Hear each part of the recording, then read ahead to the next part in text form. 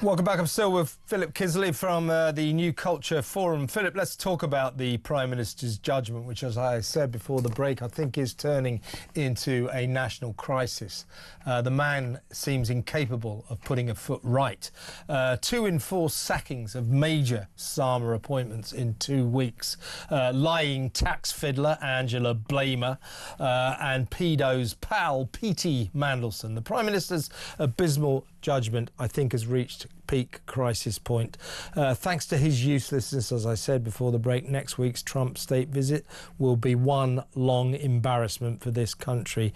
And this, incredibly, after yesterday at midday, he told the Commons that Mandy, had his full confidence and that he had been vetted properly. You know what Starmer's like, loves procedure. The full correct procedure was followed. Well, I think we need to have a look at that procedure. I mean, this is pathetic. This is pathetic. Or was it this? Was it that Starmer just decided, or was persuaded, probably by Tony Blair, to put a political figure into the ambassador's mansion in Washington, a Labourite, a fully fledged Labour politician, and that, I think, is a big mistake. You should get a professional diplomat to do that kind of a job. But either way, 2 major appointments in 2 weeks gone in ignominy, in shame, in disgrace. The Prime Minister is all over the place. We've got a problem with this guy, haven't we? It feels like we're not being governed. That's the thing. It feels as though there should be a national emergency declared because nobody's at the helm. It just seems as though there is total chaos. And I wake up every morning thinking, my God, what next? You know, I mean, just to go back to Mandelson. I mean, there are a few things here. He's arrogant. The man is completely. Yes, he's very intelligent, but when it's combined with arrogance, a moral vacuum as well, then that is really dangerous. And when you were just describing him there, the person I was thinking of actually was Jimmy Savile, because the character traits are very, very similar. And yet here we are with Keir Starmer, as you probably rightly say, listening to probably Tony Blair, the worst person in the world he could listen to at this point, okay? Probably listening to Tony Blair and putting Mandelson in there. It's just embarrassing. But here's the key thing, Kev, right? I'm so far gone with this, and I want rid of them so much that I don't care about the embarrassment. That's just something we have to go through. I actually want us to be more embarrassed, so the whole house of cards comes crashing down, and they're forced to have an early general election, and we get them out of the way before they actually destroy the country, before the whole infrastructure collapses, before the police go, before all of that stuff, before we have civil war in the street. Because that's where we're going. I don't know if you've been in London this week, but I mean, I took a cab home last night. You know, it's been costing a fortune for all of us. It's been taking me up to 2 hours to get to work by various trains and everything, because we got this tube strike. So it's 11 p.m. last night. I was going across Holborn Viaduct past this bus stop. I am not kidding you, Philip. There were 300 people waiting for a bus, and my Uber driver said to me, he said, yeah, I've been picking people up from bus stops all night because buses turn up, they're so crowded, people can't get on them. They're waiting hours. Now, it's 11 o'clock at night. Where do those people live? Where are they? When are they going to get home? So there's this sort of end of days feeling in London, and I think that's reflected around the country. There's something badly going wrong here.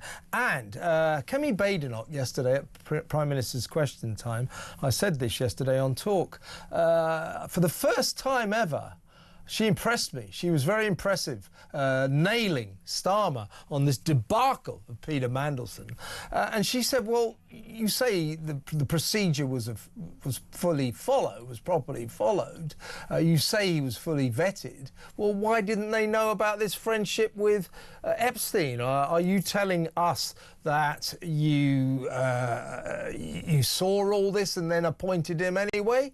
Or are you telling us that this was a secret from our you know, security services. You know, she said, provide the documents, prove us. He's in trouble here because I think at worst he's overridden the vetting process to appoint a political ambassador. At worst, neither he nor our security services knew about this. Either way, it's a disaster. Yeah, do you know what the worst thing about this is? And it's something that you just cannot mend. The worst thing is he's got no political instinct. Yeah, he's a terrible politician, absolutely. He's got no political instinct whatsoever, and he's our prime minister. And this is why I'm so frightened of this. And it impacts on everybody, right? I'm up here 200 miles away from it. I should be in the studio, but I can't get across London. Tell me about it. You can't get home. Right? Yeah. And so we're going to get more of this. And this really reminds me of the 1978, 1979 winter of discontent, okay? But the difference being that we still had some kind of country that had a kind of cohesion, that was a togetherness then. Yes, we had economic turmoil. Yes, we had political upheaval. But we had some kind of togetherness then. So when as people are doing now, they're comparing today to the 1970s. What we're going through at the moment, they're comparing it to the 1970s. Yes, there are similarities, but the really big frightening difference is that the country is so fractured, so balkanized, that it really feels we cannot come back from this unless we get reform in pretty damn quick. Yeah, look, I'm going to coin a phrase now. This is the autumn of discontent. Never mind the winter, never mind the summer. This is the autumn of discontent. And as I say, Starmer's arrant incompetence, I think, has reached crisis points. It really has. This government is just profoundly useless, profoundly useless. You know, you cannot overstate the Deputy Prime Minister goes in disgrace, proved to be a lying tax fiddler, fiddling taxes on her house.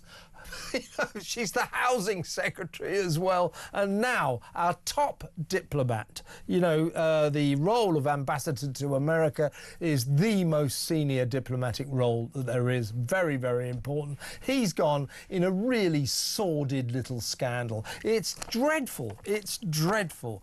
Now, when we come back, all of this that we've been talking about, all of these scandals, and Charlie Kirk, sadly, have kind of overshadowed what's been going on the migrant crisis front. The figures this week are stunning. Since Saturday, more than 2,000 have come across the channel quietly. 2 days ago, Tuesday, 674. Yesterday, 188. This after 1,097 on Saturday. So this has been going on and on and on while we've been so preoccupied with these other massive scandals, we've barely noticed.